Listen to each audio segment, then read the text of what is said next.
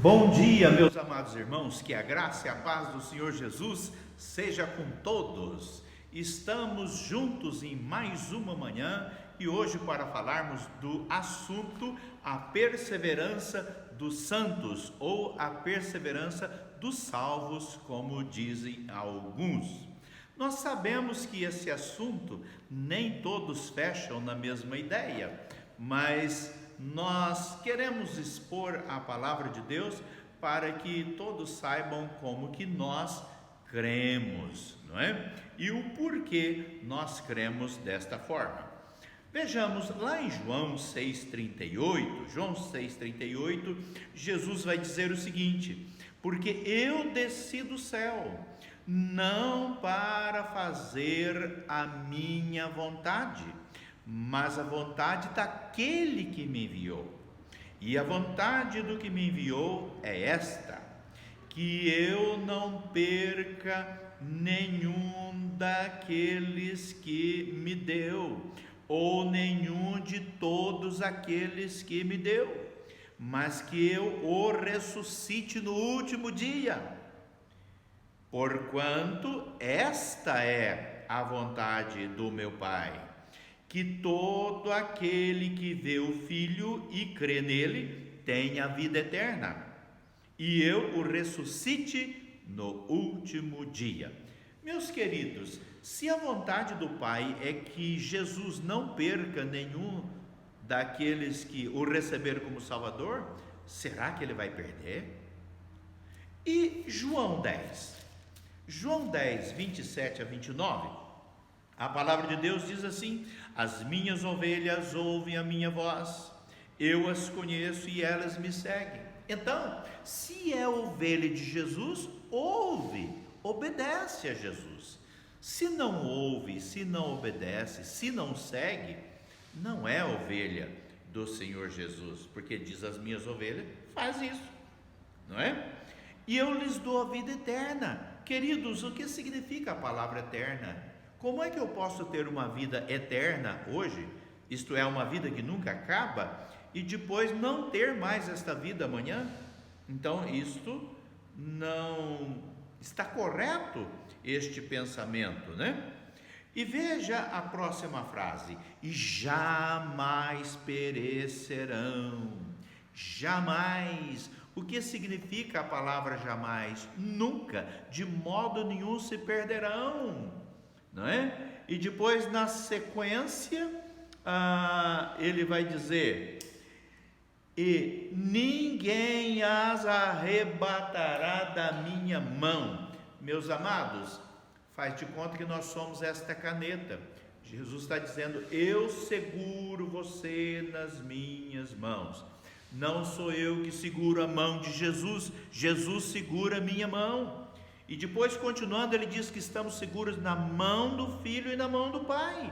Como é que nós vamos sair daí se o Senhor está nos segurando, se Jesus nos segura? Dizer que a salvação se perde, pensando nesse versículo, é mesmo a coisa que dizer que Jesus não tem poder para manter aquele que ele salvou, salvo.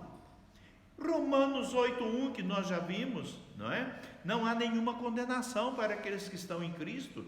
João 3,36 fala também desta segurança. Agora veja Filipenses, que verso tremendo. Filipenses capítulo 1, verso 6, que vai dizer: tendo por certo isto mesmo, que aquele que em vós começou a boa obra, a aperfeiçoará até o dia de Cristo Jesus. Isto é, Cristo começou uma boa obra em nós, Ele nos salvou e Ele nos mantém salvo, Ele vai nos aperfeiçoando a cada dia, nós continuamos sendo salvos a cada dia, Ele vai nos aperfeiçoando até o dia da sua volta. Quer segurança maior do que esta? E Pedro, o apóstolo Pedro, na sua primeira carta, no capítulo 1, no verso 5, não é? Ele vai dizer: que pelo poder de Deus sois guardados mediante a fé para a salvação que está preparada para se revelar no último tempo. Meus queridos, a palavra guardados, ela tem a seguinte ideia na língua original: impedidos de fugir, protegidos de ataque, estamos guardados no Senhor. Como é que eu posso então perder a salvação? Agora, quando alguém se afasta da fé, esta pessoa prova que realmente ela não era salva. Se afastou da fé, não era salvo no nosso entendimento, porque o salvo persevera até o fim. Vejamos 1 João, primeira carta do apóstolo João, capítulo 2, o verso 19. Ele vai dizer o seguinte: saíram dentre nós, mas não eram dos nossos, porque se fossem dos nossos, teriam permanecido conosco. Mas todos eles saíram para que se manifestasse que não são dos nossos. Quem é de Jesus permanece com Jesus. Percebe? Quem não permanece com Jesus porque não era de Jesus, andou com ele por um tempo. Essa é a ideia. E João 6:70. Querido, seria interessante nós decorarmos esses textos. João 6:70. Veja o que Jesus diz a respeito de Judas: não vos escolhi a vós os 12? Contudo, um de vós é diabo.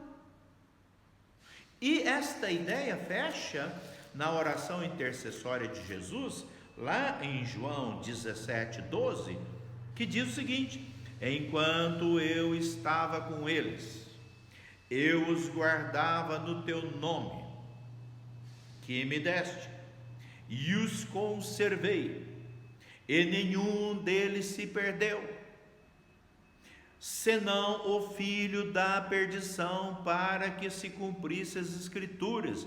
Jesus não está dizendo que Judas era salvo e se perdeu, ele está dizendo que Judas era filho da perdição e foi para o seu próprio caminho.